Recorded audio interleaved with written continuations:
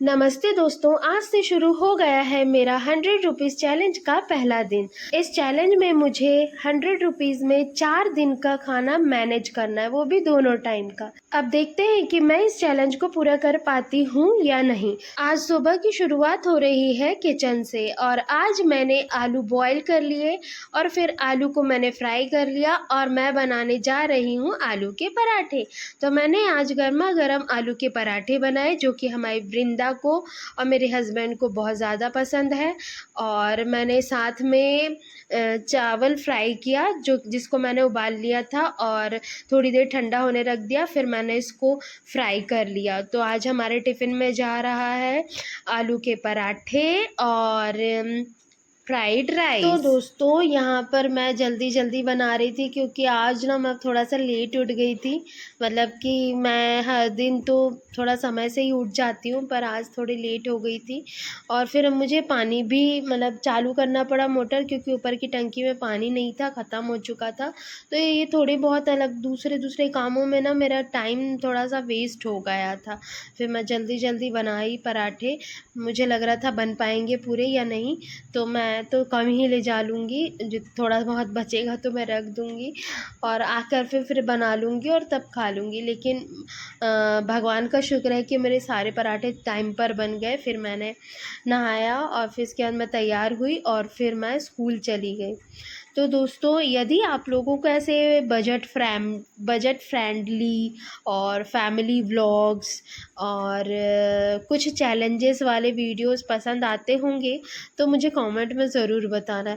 तो मैं उसी टाइप के वीडियोस आपके लिए लेकर के आती रहूँगी, ठीक है।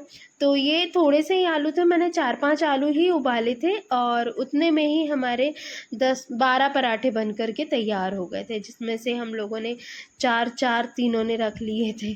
और फ्राइड राइस तो था ही, तो पूरा काम मतलब खाना तो कंप्लीट हो गया था। साथ में दही और ये सब तो होता ही है, तो मैंने उन सब का वीडियो रिकॉर्ड वगैरह नहीं किया है। सुबह सुबह ना मेरा दिमाग बहुत ज़्यादा चिड़चिड़ा सा हो जाता है, पता नहीं लेट होते रहती हूँ ना, जैसे जैसे टाइम बढ़ते जाता है और कोई यदि बीच में आता है, जैसे मेरे हस्बैंड भी बीच बीच में यदि होते रहते हैं और वृंदा भी, तो वो लोग डांट खा लेते हैं मुझसे, बहुत चिड़चिड़ा जाती हूँ मैं। तो उन लोग ना ज़्यादा बोलते नहीं है सुबह के टाइम में, और मैं भी ज़्यादा बोलना पसंद नहीं करती सुबह, क्योंकि मुझे जल्दी होती है और बोलने में भी समय वेस्ट हो जाता है। और हमारा स्कूल ना इतने जल्दी लगता है, ऐसा लगता है कि रात में बस हम लोग सोने के लिए आते हैं और सुबह उठे 5 बजे से उठो, पूरा काम करो और फिर जाओ। चलो यार, पर नौकरी है तो करना तो पड़ेगा ही। तो मेरे हस्बैंड ना बहुत ज़्यादा सपोर्ट करते हैं मुझे, और मतलब सारे आधा काम तो वो करते हैं घर के और आधे काम मैं करती हूँ। तो मेरे काम है बस खाना बनाना, बर्तन साफ़ करना और वृंदा को पढ़ाना और अपनी नौकरी करना और घर के छोटे मोटे काम वगैरह।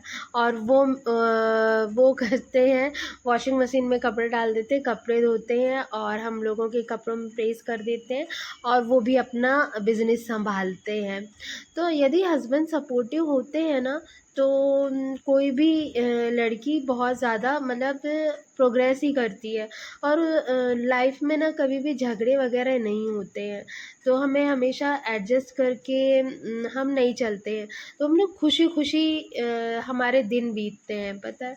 हम लोग ऐसे सुबह से शाम हो जाती है, वो तो हम सुबह से शाम तक तो स्कूल में ही रहते हैं, मिलते भी नहीं हैं। पर ना ऐसे दिन ऐसे बीतते जाते हैं, पता ही नहीं चलता। और 1 दिन 2 दिन ऐसे ऐसे बीतते जाते हैं। जब इंसान खुश रहता है ना, तो दिनों का पता ही नहीं चलता। और यदि वहीं पे यदि घर में कलेश हो रहा है, लड़ाई झगड़ा हो रहा है, तो फिर ना बिल्कुल ऐसा लगता है कि 1 मिनट भी 1 साल 2 साल के बराबर होता होगा। हाँ, पर मेरे साथ में ऐसा सीन नहीं है, हम लोग बहुत खुश हैं। हमारी छोटी सी लाइफ है और छोटी सी फैमिली है हमारी। मैं हूँ, मेरे हस्बैंड हैं और मेरी बेटी है बस।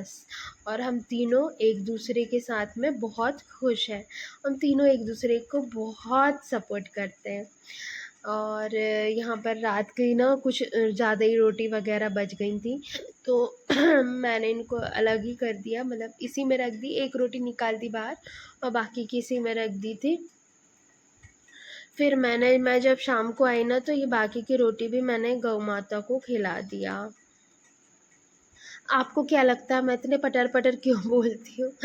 पर मैं ना जब बोलने में आती हूँ तो मैं बहुत ज़्यादा बोलती हूँ, वरना मैं बिल्कुल शांत बैठी रहती हूँ। मैं नहीं ज़्यादा किसी से ज़्यादा बात नहीं करती हूँ। और यहाँ पर ना मैंने वृंदा के लिए सॉस रख दिया था एक बॉक्स में, एक डिब्बे में, और बाकी के जो 2 डिब्बे थे उनमें मैंने उसके लिए पराठे रख दिए थे 4 पीसेज़ में कट करके। क्योंकि यदि मैं पूरा पराठा रखती ना, तो वो तोड़ने में ही उसको ऐसा लगता है कि कितने सारे रख दी मम्मी ने, और मैंने ऐसे कट करके रखी तो उसे पता भी नहीं चला कि कितने हैं पराठे, और उसने पूरे फिनिश करके आई थी। वृंदा ने ना स्कूल में ही मुझे बता दिया था कि मम्मी पराठे बहुत अच्छे लगे हैं, क्या बचे हैं क्या घर में? मैं जब स्कूल से घर जाऊँगी ना तब मुझे पराठे दे देना आप, ठीक है? तो मैं ना जब घर आई तो उसके लिए मैंने 2 पराठे मतलब रखे हुए थे, तो वो 2 पराठों को मस्त मैंने गरम किया और फिर मैंने वृंदा को दे दिया, तो वो बहुत खुश हुई और उसने शाम को भी वही पराठे खाए स्कूल से आने के बाद में। फिर इसके बाद वो थोड़ी-सी पढ़ाई करी और फिर सो गई। वो सो गई ना, तो मुझे भी नींद आ रही थी, साथ में मैं भी थोड़ा आधा पौन घंटा ना सो गई। सो के फिर उठी तो चाय-वाय पी, इसके बाद में फिर मेरे हस्बैंड भी आ गए, उन्होंने भी साथ में चाय पिए, फिर मैंने लौकी वगैरह कट की।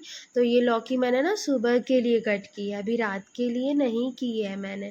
सुबह के लिए ना पहले से प्रिपरेशन कर लो तो अच्छा रहता है, लेट नहीं होते हैं, जल्दी हो जाता है।